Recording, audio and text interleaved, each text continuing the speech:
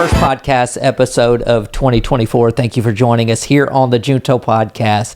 You know, another year, a fresh start, but we got new things going on, you know, new year, new us, new year, new us, new conversations, new topics. But if you've ever joined us here, you know that everything we do always revolves back to the perspective of faith. And with that, we're excited to jump in, which will be our first episode of 2024. And man, we're just excited. You know, we always say that we want this to be an encouragement, if nothing else. And in fact, it was really good to hear from some friends of ours, some loyal listeners, and just questioning, you know, when are you guys jumping back in? And without further ado, here we are. We're back. And we're back. So what's up? How you doing, girlfriend? Good. Much better than we've been in the past couple of weeks. Man, you know, challenging. Winter season brings along its sickness and all that. Yeah. Lasted for a while, but we're good. We are good. Thankful for being good. Yes. Yeah, and if you can see, we are twinsies today. You know, super excited. This weekend was a weekend where we celebrated 35 years of ministry at Victory Church. So awesome. We decided just to be twins today on the podcast. If you're watching, if you're listening, it doesn't matter. But just imagine blue shirts with the Victory logo on it. Blue shirts, 35 years. 35 years. And they're nice and soft. Yeah. Really soft. Really nice. Might sleep in it. We debated if we should change. We were like, nah, let's just roll with it and represent. Amen. So it's good. Very good stuff. Well, you know, as always, a lot of our conversations really but they always seem to find their way around mental health or maybe even how we operate as humans, the mind, consciousness, spirituality, all of those things. And with that, we thought it would be good to start out 2024, not only by setting some goals, but, you know, there's a song by Ziggy Marley that I really like. You probably, do you remember this? It got to be true to myself. Oh, yeah. Got to be. And yeah, it's good. In that vein, we were like, you know what? So much and so many people think they're self-aware, but really aren't. So today we're going to spend a few minutes just talking about really what it is to be self-aware. We're going to reference an article and look at some practical questions that can help us audit our self-awareness. But before I do, let me ask you, if you had to put it on a scale, realistically, on a scale of 1 to 10, 10 being the most self-aware, 1 being clueless about yourself, what would you say you are? Gosh, you know, that's hard to gauge because I feel like I probably think that I'm more self-aware than I actually am. So my answer is not going to be accurate, but I would say probably I feel like 6-ish would be fair. That's to say. Maybe 7. Maybe 7. But then again, maybe deceiving myself. Yeah. With that, you know. Right. Yeah, I think, I'm trying to think about me. I guess I would gauge it about 6 or 7. I don't know. I'm pretty... Maybe 5. 5? No, I was thinking maybe more 8. Oh, gosh. I see. I'm thinking that I do have a deep awareness of how jacked up and broken that I, in fact, am. So anyway, you can see here, if you're listening to this, do the same thing. You know, think about that. And it's interesting to see what others say, because, you know, just listening to you probably say I'm less self-aware than I am. And that's why we just admitted why this is important, being self-aware. Actually, we're going to go into that here in a little bit about, you know, there's 2 sides to the self-awareness. Yes. The internal and external, and what others perceive. So, wow. You know, that's the one probably that we're more off with our rating, I would think. What, in the way others perceive us? Yeah, the way that we think others perceive us, and then maybe actually the way that they actually do. That is true. Yeah. You know, I want you to think about this. Rate yourself at the beginning of the podcast. Rate what you think you are. Right now. Do it now. Think about that number. We're going to give you 5 seconds. 5, 4, 3, 2, 1. And you've rated yourself. And maybe as we go through this podcast and we look at some of the questions that are suggested to ask yourself in terms of examining the self-awareness, and it breaks it down into different, like there's emotional self-awareness, and as you mentioned, awareness about how others perceive. And maybe that answer will change when we're done with this conversation. But nonetheless, that's interesting to see and to think about. So very cool. Definitely. You know, I'm one of those people who I'll have an encounter with someone and I'll think about it after, like, what did I say? Why did I say that? Did he or did she think that this is what I meant? What did she think I meant by that? And then you think about, you know, how you said something, not only what you said, but how you said it. And then texting is even worse. Well, you brought that up. That's what I was going to say. I was going to say, this is why I hate texting so much. I'm not a texter. Yeah. Like for some people, you can't put the emotion. Some people, that's their preferred form of communication. You're a texter. You love it. I hate it. I despise it. I'd rather call you and talk to you. Like, for instance, oh gosh, we are so different. You're a person that loves to order on the app. You like texting, and really what it results from is that the less human interaction you have, the better. Right. Well, I feel like I can get everything out that I need to get out without any type of, you know, distraction or someone saying something and then it's messing me up. Like, I want to get my information out. Man. Then you can respond. We are the exact opposite. You know, let's say, for instance, we have a customer service issue. Heather would rather chat with somebody or just send an email. I want to talk to a person, and here's why. Y'all, my Dad taught me a long time ago, you never know. Sometimes there are things that you can just get by talking with a person that you're not going to get in an online interaction. So for me, I'd rather call someone. I'd rather talk. Yeah. And also, I do feel like there is less room for error because I feel like I can communicate clearly with my mouth as opposed to maybe it not. And to me, I can type or write it and express it more than I can with my mouth face to face. Right, but then audibly. I feel like there is room for, like, how did someone receive that? Even if you feel like you got it out the way. So anyways, guys, you see why we're talking about self-awareness and why it's important. So I think we proved why this topic is very important. Yeah, so it is. 2024. Come on, here we go. Yeah. Love it. So we're talking about self-awareness. Let's actually talk about what that means. Let's do that. Someone who, you know, may not have a clue. That's correct. About what that means. Do you have it, or actually I had it? You got it. Okay. Self-awareness. So let's talk about the definition. I like definitions. Yes, very practical. Yes. Self-awareness is the conscious knowledge of one's own character, feelings, motives, and desires. Wow. It is the ability to reflect on oneself and recognize patterns in one's thoughts, behaviors, and emotions. Through self-awareness, individuals can understand their strengths, weaknesses, and how they are perceived by others. Wow, strengths, weaknesses, and how they are perceived by others. Yes. Yeah. First of all, you know, I think if we're being honest, I think we've probably all met people that are not self-aware at all. Yeah.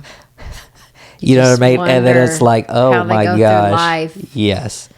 Bless them. And then you wonder, how do they see themselves? Like, do they think in their mind? Do they have any type of self-awareness whatsoever? Do they know that they're unaware? It's the lack thereof. It's very interesting. And then here's an even crazier thought. Sometimes I think, wow, what if that's me? Like, what if, I know. What if that's how people perceive? Yeah, you know, it's like this weird mind game. It is. Which is crazy. It can mess you up. You can get lost in all those thoughts and you know. I do think, though, there are some practical things or even some shared traits, things you can do to ensure that you're not living with a lack of awareness about yourself or about situations or about other people. And the older I get, the more important this stuff becomes because I was very passive, I guess, for a long period of time, just when it came to being not a yes person, but maybe I wasn't assertive enough to put my own opinions out there or to tell the truth to someone, because sometimes the truth can hurt someone. Because you don't want to hurt someone. You don't want to hurt, Don't want to have conflict. Don't want to start something But the older I get, the more I appreciate that. You know, I'm a big Jordan Peterson fan just when it comes to psychology and things of that nature. So very, very important that we're not only self-aware, but that we're operating, man, just telling the truth. Now, we always say Truth and love. Truth and love. That's it. That's exactly right. So I think there's a good balance. There's a good balance between being self-aware for the sake of others and yourself. yeah, And then, you go to the extreme of thinking about it too much and then just wearing yourself out with wondering, how am I being perceived? right. What do other people think about me? I think you got to find that balance. That's somehow. it. That's it. It's not like you live and just Worrying completely worried it, about yes. yeah, but No, that's miserable. Right. That is extremely miserable, and I love how you put that. But listen to this. This is from an article, BigSelfSchool.com, and the title of the particular article is 60 Deep Questions to Ask Yourself if you want to be self-aware. Now, what is self-awareness and why should you care? Well, let me read this to you verbatim. It says self-awareness is such a buzz. It's a bug word. Self-awareness is such a buzzword these days. We throw it around as if it was obvious what it means, but different people may have very different ideas about it. On top, it's easy to believe you're self-aware even when you're not. It mentions someone here, it says, who's been researching this topic for decades, and they found out that most people in their studies assess themselves as self-aware, that only 10 to 15% of those surveyed in the study were actually right. Actually self-aware. They were actually self-aware, and it's a very small percentage when it comes to that. So one reason for this, according to Urich, and I believe the name was Tasha Urich, says one reason this is so is that there are two sides of self-awareness. Often people develop just one without concern for the other. And this particular author goes on to talk about internal self-awareness. You want me to go into those? Yes, let's do that. Okay. Perfect timing. So internal self-awareness represents how clearly we see our own values, passions, aspirations So you messed up too. I fit love with it. our environment, Yes. reactions, our thoughts. So I think most people have some sense of their internal, the way they feel, their emotions, their likes and dislikes. I think that's the easy one. Right. I think the hard one is the external self-awareness, means understanding how other people view you in terms of the factors that were listed above, like your strengths and your behaviors. Right. And those weaknesses. So we're very aware of these things within us, but then there's also that aspect of, okay, how do other people see those things in us? Wow. Interesting. Yeah. Yeah. Crazy stuff. So right off the bat, we've determined when it comes to self-awareness, internal and external, pretty simple concepts. But again, you could be heavy in self-awareness in one of those and absolutely clueless in the other. It just depends on kind of what you think. But it kind of seems like it would almost be, I don't know, it seems like you would have to be a little aware of the internal to be aware of the external. Yeah. Does that make sense? You've got to. I feel like the internal comes more naturally to most of us anyway. Because, let's be honest, most of us as human beings, our nature is us. How do we feel? It's all about us. What's going on with me? How does this affect me? There's no one else. Do I like this? Do I not like this? We're pretty self-centered. Even when we strive to not be, I feel like we still are, because, come on, it's natural. When something bugs you, you feel it. When That's right. you like something, you feel it. Yeah. Like our emotions, like we're pretty aware of what's going on with ourselves. Now, other people, that's another thing. Sometimes we are unaware and miss the opportunities to help each other out. Like, what's going on with you? I sense something happening. We miss out on that because of our own want. We're selfish. Well, it's kind of like at church too. Like when we talk about pastor preaching or something, and instead of taking in what the pastor's saying and internalizing that for ourselves, we're sitting here thinking, oh man, I wish so and so was here so they could hear that. Been here to hear that one, yeah, because they're just like that. Right. Isn't it wild how sometimes we can completely miss our own, or we can miss applying something to ourselves because we're thinking about how that other that other person needs it and should have heard it. It's that whole concept of looking at the speck in your brother's eye when you got the log in your own. And the Bible, that's the word. It's a lot easier to look at someone else's flaws and weaknesses and point them out and say, well, this is how they need to fix that. That's it. Than it is to say, well, I have this issue within myself, I need to fix it. Yeah. So good stuff, good stuff. Yeah. And so these are 60 questions that you can ask if you want to become more self-aware. Now, maybe you're setting goals. It's the beginning of 2024. You want to set some goals. For me, it's not just about setting financial, which I try to do emotional, spiritual, financial. I try to do something in each of those categories. Nothing that's unattainable, but small goals. So maybe you want to make self-awareness part of your overarching 2024 goals. These are some good conversation starters. And I like this because it gives us 60 questions, but it breaks it down into 3 different categories, 20 questions in each, and we're not going to read all of them, but we'll read some from each category.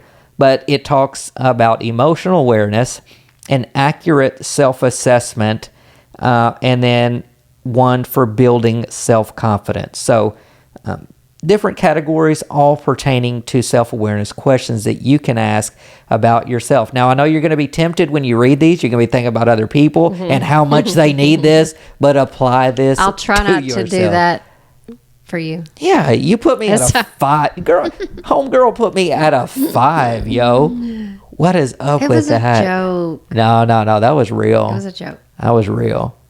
Yeah. All right, without further ado, we're going to spend the next few minutes as we talk about self-awareness. Gosh, some of these are going to hit you. Hit you? Us as people.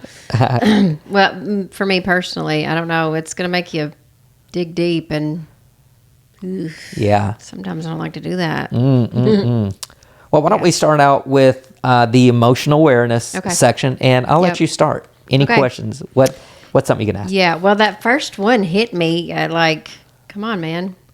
Who are you most jealous of and why? Jeez. Wow. The why is really make you think. Wow. And set you straight on the inside. Goodness. Man, and this category is, all of these deal with emotional awareness. It's so crazy that would be the first question. Who are you most jealous of? And why? What is it? That's one of those that you don't want. I mean, you don't want anybody else to know. But right. Of course, it affects you. Of course, there are things that you get jealous about. Yeah. But then again, you ask yourself, why? Why am I jealous of this person? Do they have something that you want? Is it a personality trait that they have that you don't have? Is it the ability to speak to people? Do they have a little PYT and you don't? Or maybe they got a good-looking husband, ladies, or something like that. Material things. Home. Boat. Yes. Car. You always talk about a boat. It's because I don't have one. We've had one, 2. I need another one. No. Lord help us. Well, boat stands for bust out another 1,000, but who's paying attention? But yeah, that's a deep one, and that's really, and these questions aren't to make you feel bad about yourself. No, but these are to be introspective. It is, and to be honest with yourself. It's for growth. It's not for no one else. It's for you. That's it. So, I love that. So think about that. Who are you most jealous of, and why? Put pen to paper. Think about that. Hey, and who knows? So the second one is another one. Man, how comfortable are you talking about your feelings, and with whom? Think about that. Do you have anyone that you can open up to? Do you have a friend, a pastor, a spouse? Y'all, look, just because you're married don't mean, y'all, there are open and honest about everything. Boom. All your feelings. That's it. Yeah. That's crazy. So think about that. How comfortable are you talking about your feelings and with whom? So maybe that's not a strong suit of yours. Maybe that's a real challenge. Talking about your feelings. Maybe you don't like going to those deep places. A lot of people don't because it's painful. Yeah, and you don't want to deal with it. It's like, no, just keep it, push it down. Right. What good is it to bring up those feelings? Yeah, no, exactly. So, very good stuff. We're off to a great start here. Yeah, good, deep questions. What's the next one you got? And this kind of goes along with that. How do you handle difficult but necessary conversations? Wow. I've actually had some, some conversations lately about needing to have those difficult conversations. And the person I was talking to said, well, it's awkward. It's weird. I'm like, I know, but it's life. And nothing changes if nothing changes. That's it. So that is hard. A lot of times I think about bad relationships and how things, or how oftentimes we just let things go for so long. We put up with behaviors or things just because we don't want to confront it. It's too much trouble. It's too much trouble. So, we just end up, well, I'll just deal with it. It is what it is. Right. Gosh. Right. And then years down the road, a bomb goes off because it's never been dealt with and just gotten bigger and bigger, and the resentment got worse and worse. Oh, man. And then it's the atomic, it's not good. Emotional bomb, the emotional atomic bomb. It's like, oh, well, what happened? That person went crazy. They went cray-cray. Right. It's because there was a mounting situation that could have been handled when it wasn't so big. You ain't kidding. It got worse and worse, yeah. Good stuff. Think about that, right? Well, folks, they, like to stick their head in the sand and like, okay, it'll go away. No, it's not going to go away. It's that whole premise or concept that ignorance is bliss. People to a large degree would just rather be ignorant about it or pretend it's not happening, because once they acknowledge it, then they have to deal with it. They have to realize it's there. It's work. It's work. It takes work. That's it. So, man, these are big emotional. Yeah, it's good stuff. These things are coming out swinging, aren't they? All right. The next one is this. And think about this as you're setting goals, as you're walking through life. What demotivates you and what helps you regain motivation after you lose it, Gosh. I think about that when it comes to work life or physical exercise, things of that nature, spirituality even. Being in ministry and just trying to put out, even with this podcast, what motivates, what demotivates you, and then what do you do again to find that motivation? So, good stuff. Sometimes there's nothing out there that's motivating you, and sometimes you got to motivate yourself. You got to pull it from somewhere. You got to get on the stick and.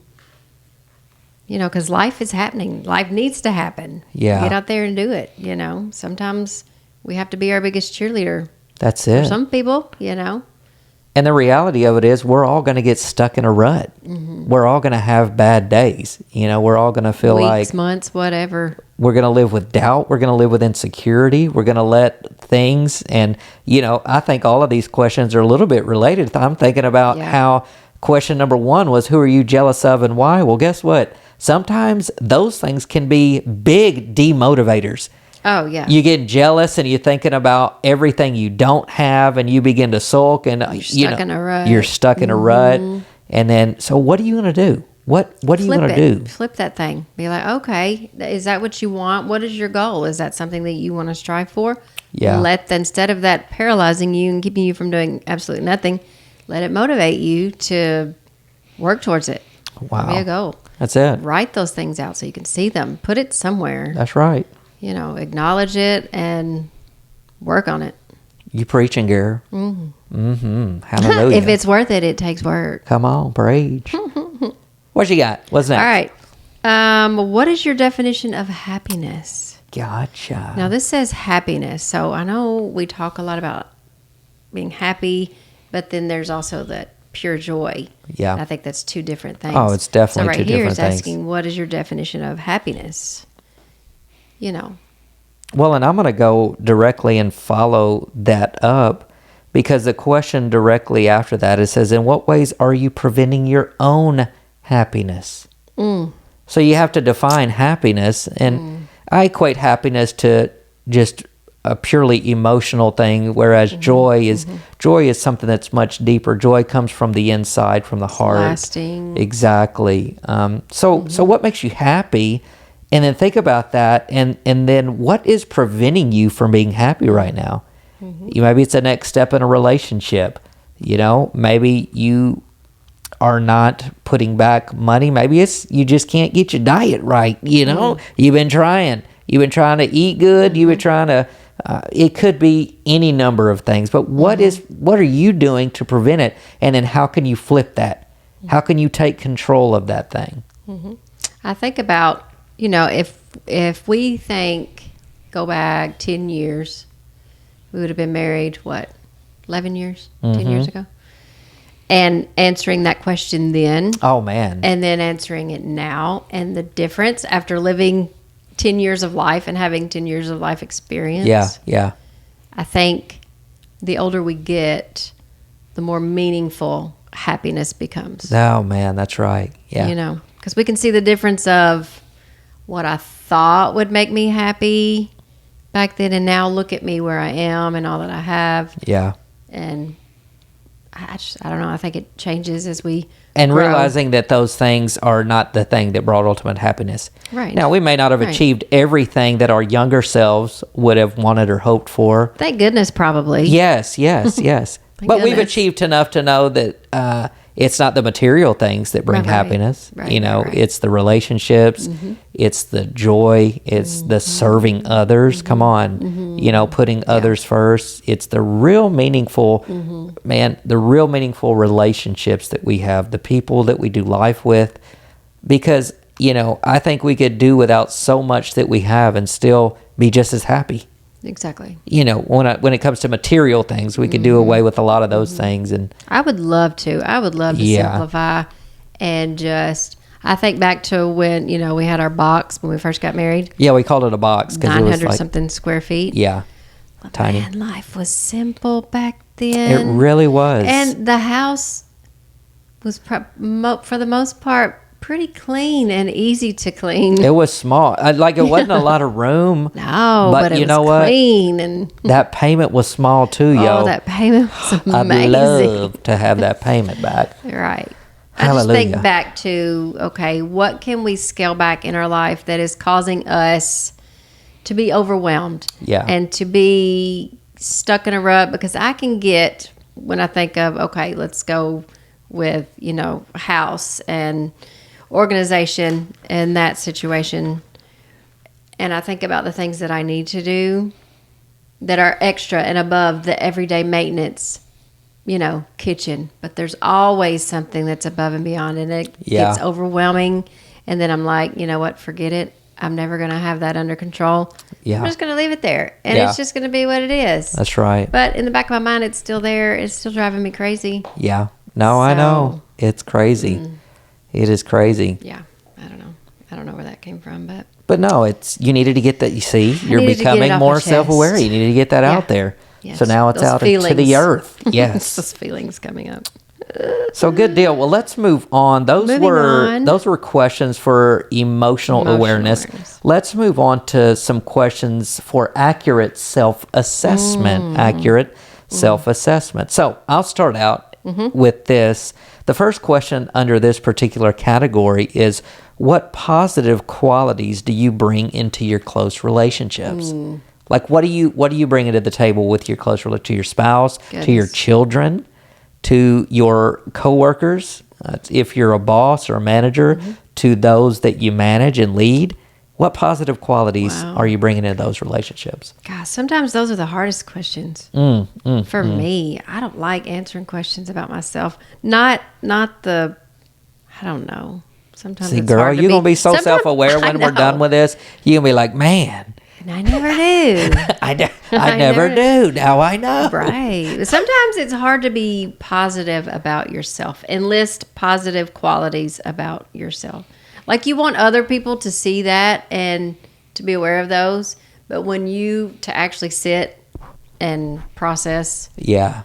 what you feel like you positively bring to someone else. I don't know. Yeah. But the reality is that there are things we all bring that are positive to our close relationships. Now, when I think of close relationships, we're talking kids, spouses, mom, dad, those are Folks you're with every day. Right. What are the positive things? And then look, if that is a short list, when you end up auditing those things, that's an opportunity for you to change, right? So you audit those things, you write them down, you think about it, and if there's not much there, come on, that's an opportunity to expand on Everyone things. can start with something. That's exactly right. Everyone has something that they bring to the table, regardless. And you can think about things you like to be. You can think about the type of person that you would like to be to those people and how you want to be perceived by them. So, or even if you're having a hard time, ask someone who you are in relationship with. That's good.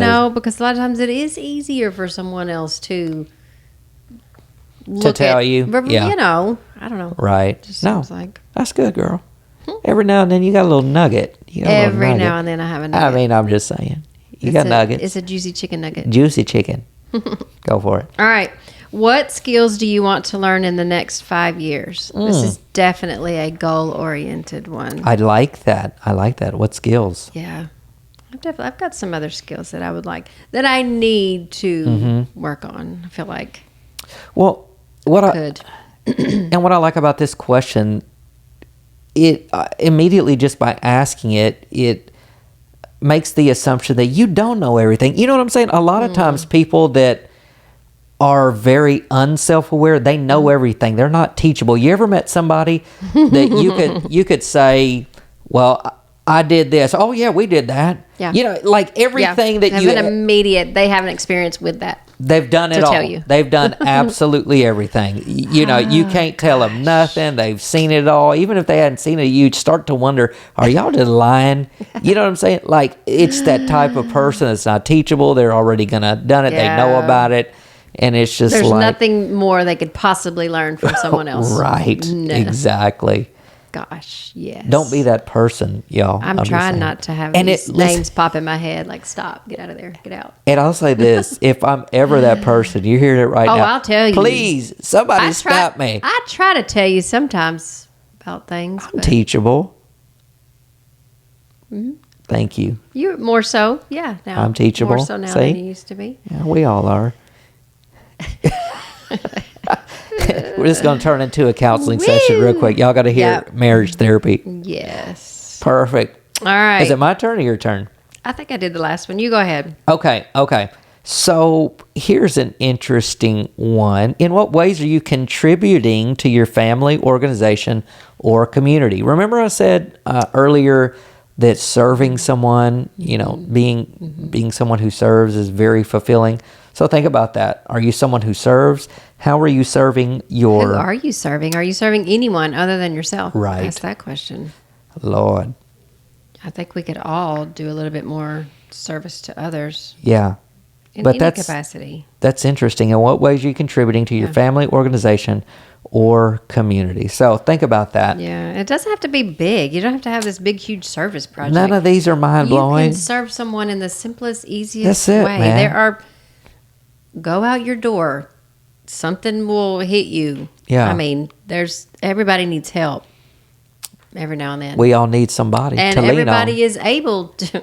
Yeah. I'm just saying. Everybody has the capacity to help someone else. Come on now. It's true. We have too much to not. Too much. Yeah. We should be looking for opportunities for that. And that is the quickest way to feel better about yourself and forget about your trouble and your problems. That's exactly right. Serve someone else. Very good. Yeah. All right. What's the next one in this category? Let's make this the last one in this category. Oh, gosh. So I got to pick a... Well, we just got to move to that. Okay. Here's one. And y'all, it's another one. It's going to hit you. It hits everybody. Come on. Do you have any addictions, and what are they? Wow. If we are real with ourselves, like for real, we all are addicted to something or some things. Come on. That steal our time. Maybe even our joy. Yeah. Maybe even are still our opportunities for us to serve other people. Come on. The prophet Robert Palmer said, might as well face it, I'm addicted to love. Oh, I'm is just that your addiction? I mean, that's funny, but yeah, you're exactly right. Yeah. We all got a flavor. We all got a proclivity. We all have a taste, something that's a challenge for us. Hey, addicted to comfort. A man, Come on, dude, I'm what? one of those comfort creatures. I know it. I know, it girl. keeps me from doing things I need to do. I know it does. And that's just one of them. You're so self-aware. My goodness. Goodness. I probably should have said like 9. When did you become so self-aware? It's Unreal. one of those things. I wrote the book. No, You did. But no, you're right. You know, it's one of those things that we're all doing something now. We all have a flavor. We're addicted to something. Maybe the term addiction might not fit, but there is something there that you love too much or that you have a problem with. We all do. So Yeah.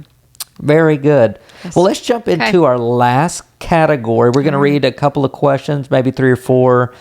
And these are questions from the category to build self-confidence. So remember, we're becoming self-aware. The first category was talking about emotional awareness.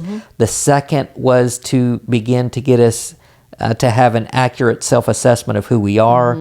And then this last category is for us to build self-confidence. So I like it. Tear us down and then build you back up. Come on, tear down, build up. That's it. It's like you renovate something. Sometimes you got to tear down those walls. It's going to look ugly for a little bit. That's it. But then it'll be better. It's going to look so good. Just like HGTV when they're doing those homes. HGTV. Come on, man. That's right. Man, we've done a lot of renovations in our marriage, especially with the old house. Ooh, there was some hard stuff we went through. Hate it's living hard in living renos. through renovations. Yes. Gosh. You're just always uncomfortable because it's just an unfinished Well, and then there's people working in your house. You know, it's like, you know. get out of my house. I want my house back. Right. Yeah. But hey, it's part of the process Right. to get to a certain place. And we can apply that to this topic of being self-aware. So read us the first good. question out of the... I was actually going to go with the second one, but do you want me to do the first one? well, when I say read us the first you one, I mean just mean... first one that's out of my exactly mouth. right. You're Like so it. self-aware. My goodness. Oh my gosh. Okay. Wow. What challenges have you faced in the past that you're proud of overcoming? I like that. What's your testimony? Boom.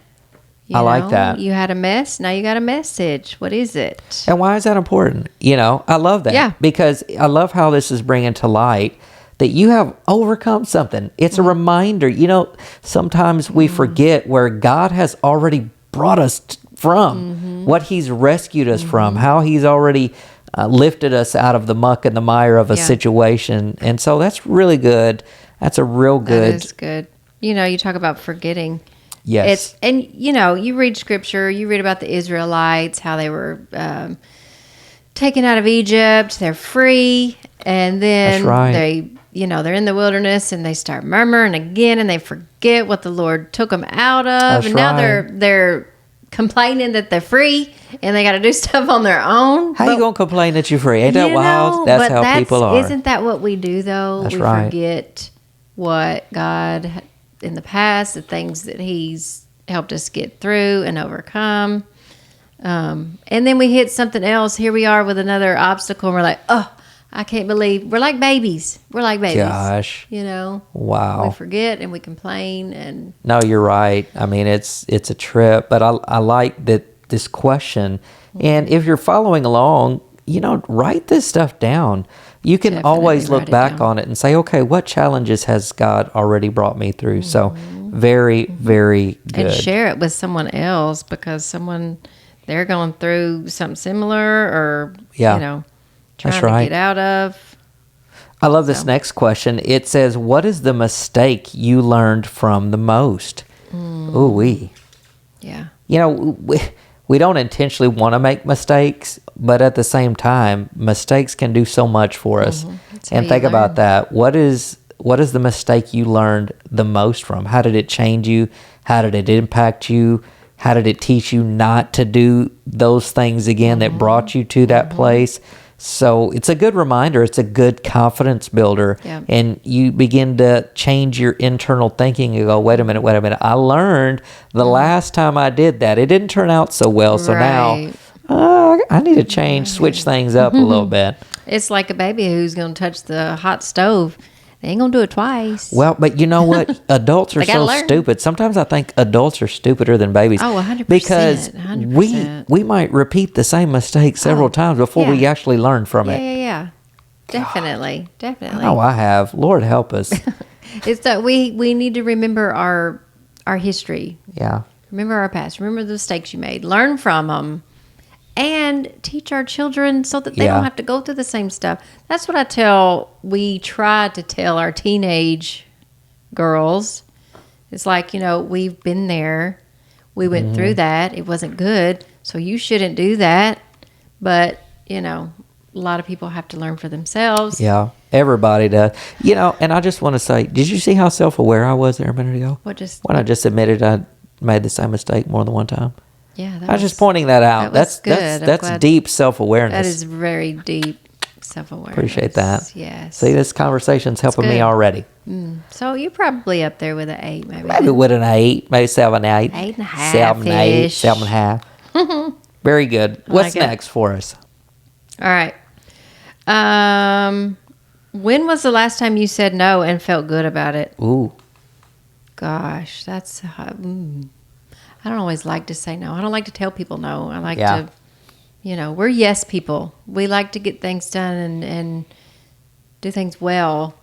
And sometimes it's hard to get that word out to say no, I can't do that. Or no, Yes. I'm not going to do that. Even though I Right. could do that, I'm not. Us Southern people, we want to have excuses for reasons why we can't go to a party or reasons why we can't accomplish a task. And when there's not really an excuse, just saying no Yeah. because you don't want to do something, that's hard. Very hard. And what do we end up doing? We end up lying. Lying Lord or help doing the us. thing and then resenting Yeah. Resenting that we're doing it. whoever we're doing it for. Oh, and my that doesn't do gosh. anybody no good. That ain't no good. But Very, very good That's what it conversation. is. Very good questions, and I will end us with one. Remember, us. I hope you got something out of this. This whole idea of this conversation is so that we can begin to move towards operating out of a place of health. Remember, for us, it's always mind, body, and spirit. We want to be spiritually healthy, mentally healthy, emotionally healthy, physically healthy, and all of these things. Most of the conversations that we have are going to point back in one way or the other to this kind of topic. So, in closing, last question. If you could offer advice to your teenage self, what would you say? Interesting. If you could offer advice Wow. to your teenage self, what would you say? And I don't even know what I would say, but it's definitely food for Yeah. thought and something to think about. I would say it's not that important. That would be my thing because there are things like in your that. teenage that you think is just the end of the world. It's just Gosh, dramatized. that's true. Everything is just huge when you're a Yeah. teenager. And then I think, when you get older, you realize those things really weren't that important. Girl, you hit the nail on the head. Where are you coming up? You're so self-aware. I don't know where it's How you coming up with all this stuff? It's all I this- think you're 8 or 9 out of 10 by Ooh, now. thanks. She's so self-aware, y'all. You're pitiful. No. You're pitiful. Well, I love that, and you're right. Yeah. It really, it's not that important. Gosh, good stuff. Well, I hope you got something out of this. We hope that this hit home for you just a little bit. Remember, 2024, new year, new you, fresh start. New us. And right here at the Junto Podcast, we're going to continue to have conversations that are hopefully an encouragement to you. We've got some other things that we're going to be announcing in the next couple of weeks. We're going to be doing some different types of things in a live setting where we're going to be going live talking about some mental health things. We've got some mental health series that we're going to be doing targeting depression and things of that nature. And remember, you can always find us at juntopodcast.com. Pick up a shirt while you're there. Thanks for watching, and we'll see you next time. Be blessed.